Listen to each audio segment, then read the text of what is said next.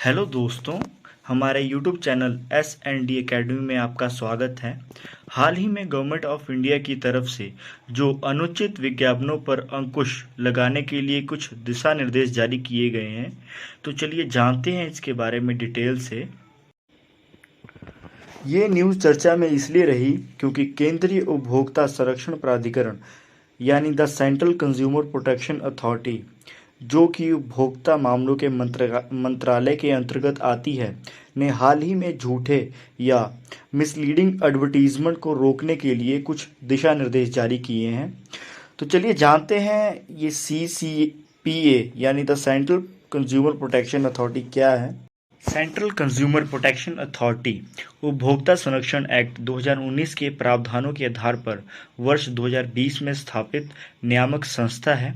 इसके उद्देश्य की बात करूं तो उपभोक्ता यानी कंज्यूमर के अधिकारों को बढ़ावा देना, उनकी रक्षा करना और उन्हें लागू करना, उपभोक्ता अधिकारों के उल्लंघन की जांच करना, असुरक्षित वस्तुओं और सेवाओं को वापसी, अनुचित व्यापार प्रथाओं एवं मिसलीडिंग विज्ञापनों को बंद करने का आदेश देना, मिसलीडिंग विज्ञापनों के निर्माताओं, प्रदर्शकों, प्रकाशकों पर दंड लगाना इत्यादि। जानते हैं सेंट्रल कंज्यूमर प्रोटेक्शन अथॉरिटी द्वारा जारी दिशा निर्देशों के बारे में जो जारी किए गए हैं। तो नंबर 1 पे आता है एडवर्टाइजमेंट टारगेटिंग चिल्ड्रन, यानी बच्चों को लक्षित करने वाले विज्ञापन। ऐसे विज्ञापन जो बच्चों के लिए खतरनाक हो सकते हैं या बच्चों की अनुभवहीनता, विश्वसनीयता या विश्वास की भावना आदि का लाभ उठा सकते हैं, उन्हें प्रोत्साहित करने, उनके व्यवहार को प्रेरित करने या अनुचित रूप से अनुकरण करने वाले विज्ञापनों को बैन कर दिया गया है। यह स्पष्ट है कि विज्ञापन बच्चों की खरीदारी के व्यवहार को प्रभावित करते हैं, उन्हें अस्वास्थ्यकर वस्तुओं का उपभोग करने के लिए प्रोत्साहित करते हैं या स्वस्थ वस्तुओं के प्रति नकारात्मक भावनाओं को विकसित करते हैं। सिंपल सी भाषा में अगर बात करूं तो कुछ विज्ञापन ऐसे होते हैं जैसे शराब के विज्ञापन हो गए, पान मसाले के विज्ञापन हो गए, जो बच्चों को अपने प्रति आकर्षित करते हैं, उसके सेवन करने के लिए उनके शरीर पे नकारात्मक प्रभाव पड़ता है इसका। तो उस तरह के मोस्टली विज्ञापनों को जो बच्चों पर लक्षित है उन्हें बैन कर दिया गया है। नंबर 2 पे है सरोगेट विज्ञापन। इसका मतलब अन्य वस्तुएं की आड़ में वस्तुओं के विज्ञापन से है, जैसे पान मसाले की आड़ में तंबाकू का विज्ञापन। उन वस्तुओं या सेवाओं के लिए कोई सरोगेट एडवर्टाइजमेंट या अप्रत्यक्ष विज्ञापन नहीं बना जाएगा और ना ही अन्य वस्तुओं और सेवाओं के विज्ञापन के रूप में चित्रित करने की अनुमति दी जाएगी। नंबर 3 पे है गैर भ्रामक और वैध विज्ञापन ही दिखाया जाएगा, यानी non misleading and valid advertisement को ही दिखाया जाएगा। नंबर 4 पॉइंट पे है विज्ञापनों में अस्वीकरण यानी डिस्क्लेमर्स इन एडवर्टाइजमेंट।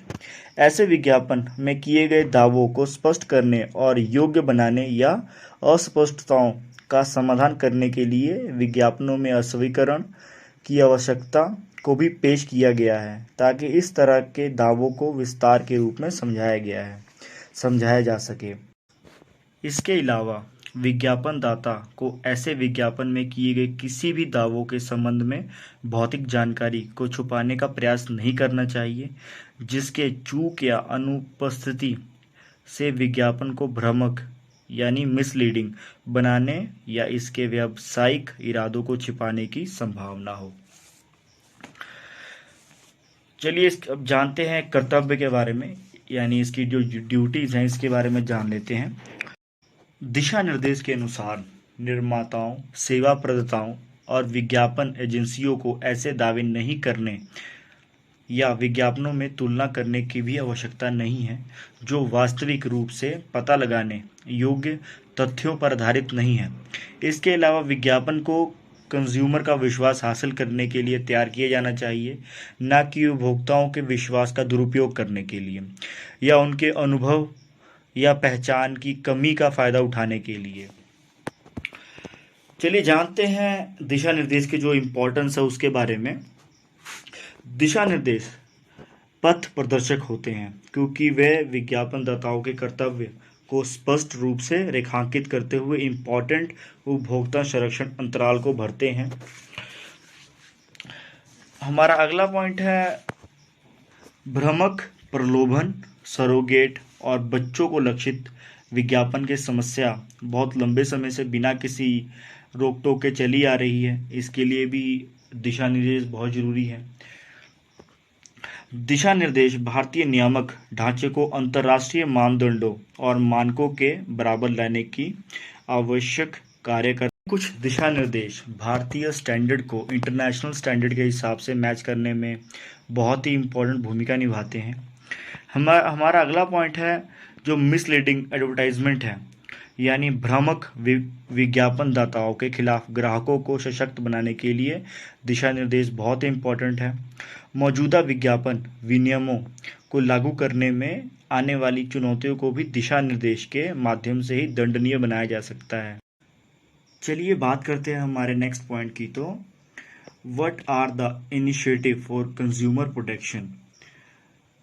उपभोक्ता संरक्षण हेतु जो पहल किए गए हैं भारत सरकार द्वारा, उससे रिलेटेड है। नंबर 1 पर है consumer welfare fund, central consumer protection council, consumer protection rule 2021, consumer protection e commerce rule 2020, national consumer day.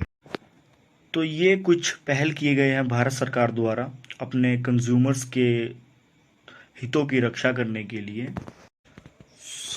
आज के लिए इतना ही दोस्तों, मिलते हैं जल्द ही नए टॉपिक के साथ नवी वीडियो में।